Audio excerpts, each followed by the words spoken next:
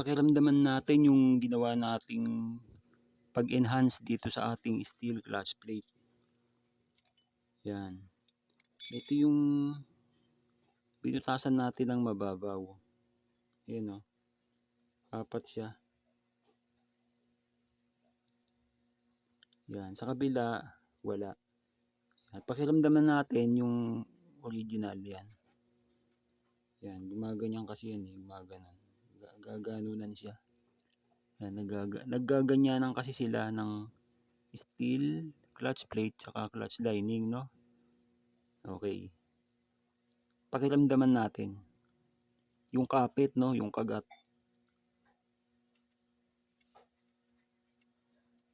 Yan, ito yung original, kumakagat siya. Yan, tamang-tama lang. Yung ginawa natin na pag-enhance, ito, yung may mababaw na uka, binarena natin. Pakiramdaman natin, no, pagka kumakagat siya, no, pag iniikot ng clutch lining, yung itong clutch plate, no, nag-iikutan sila eh. Pakiramdaman natin.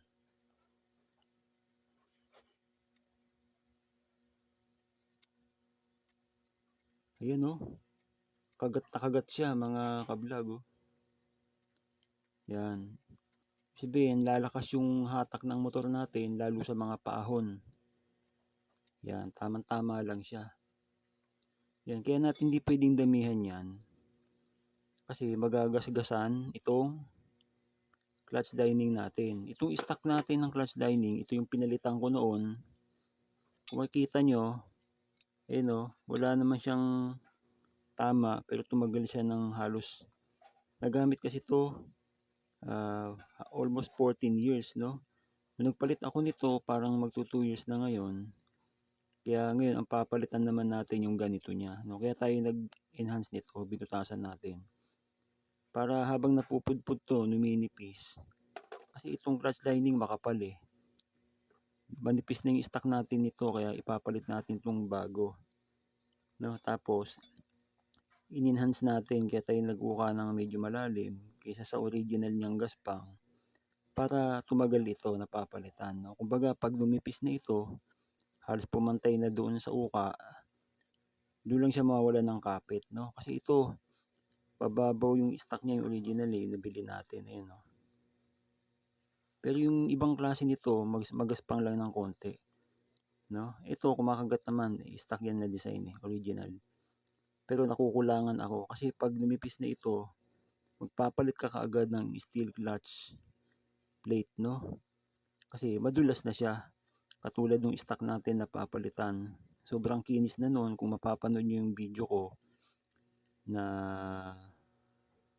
steel clutch plate, no? Makinis na. O clutch lining, yung category ng video, makikita nyo din to doon dahil magka-partner nga sila. Makinis na yung kalbo na, kaya talagang hindi ano yun. Kaya minsan yung motor ko, dumudulas na siya pag umikot to. Lalo sa paahon, kailangan nakaprimera talaga ako pag mataas yung ahon ng kalsada. Pero ngayon, dahil ikakabit na natin to, yan, ang lakas talaga nung kapit niya na. Yan, pag tinesting natin tulad kanina. Ayun oh, kapit na kapit oh. Yan, hindi naman ito magagasgasan kasi pag nagamit na ito, yung medyo gaspang sa ibabaw nitong inuka natin, mapapantay na yan. Yan. Tapos yung uka, yung gaspang niya, kumbaga, matagal aabot doon yung kinis dahil nga medyo malalim. Kaya, yung, kumbaga, yung magagamit natin ng sulit na sa matagal na paggamit ito hanggang palitan, talagang may kapit, hindi yung nagagamit pero dumudulas na. Okay, pakita ko sa inyo yung pagbarena.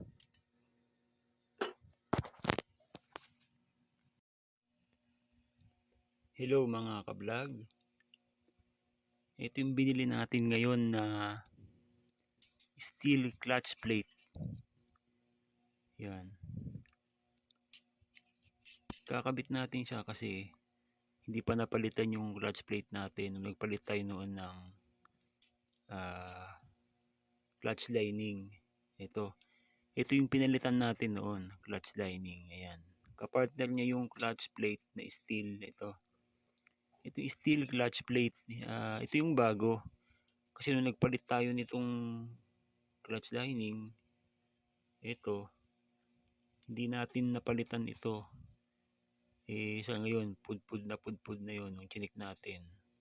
Nung nagkabit tayo ng primary clutch, chinik natin ulit yun, nakita natin yung ganito niya, pudpud na, makinis na.